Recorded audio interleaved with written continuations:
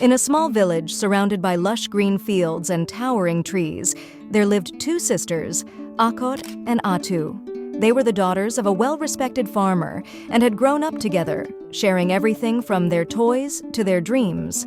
But as they grew older, the bond between them began to strain, especially when it came to matters of the heart.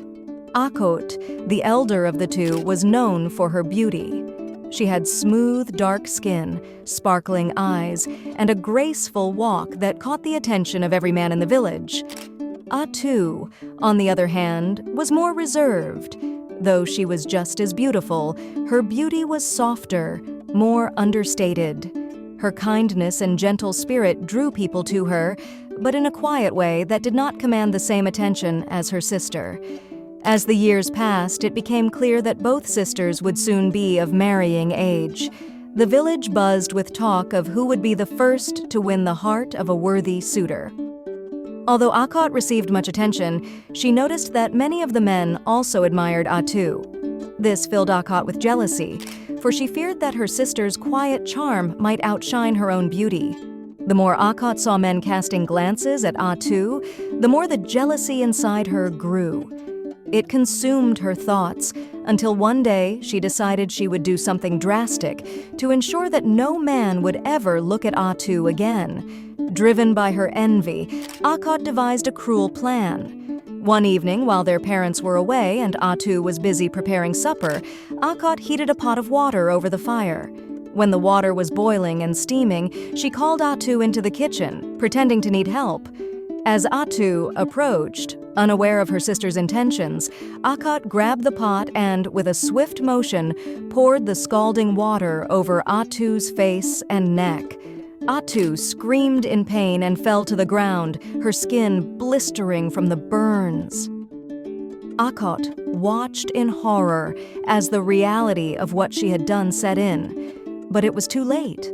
Atu's face was horribly disfigured, and her once smooth skin was now covered in painful red welts. The news of the incident spread quickly through the village. People were shocked by the tragedy, and Akot pretended it had been a terrible accident. Despite this, her beauty ensured that the men still courted her, while Atu, now scarred, withdrew from society, believing no one would ever want to marry her. Atu's life became one of isolation and sorrow. She no longer ventured out, hiding her face and her pain from the world. But one day, while sitting under a large tree by the river, crying quietly, an old woman approached her. This woman was known in the village as a healer, someone who possessed knowledge of ancient remedies and potions. The old woman sat beside Atu, her wrinkled hand gently lifting Atu's chin so she could look into her eyes. "Why do you cry, my child?" she asked in a voice filled with compassion. Atu, through her tears, told the old woman what had happened, how her sister, out of jealousy, had ruined her beauty, and how she believed she would now be alone forever. The old woman listened carefully, then smiled kindly.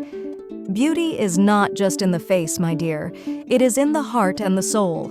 But I can help you with your scars. Take this." She handed Atu a small clay jar filled with a clear, shimmering liquid. "This is magic water, blessed by the spirits of our ancestors.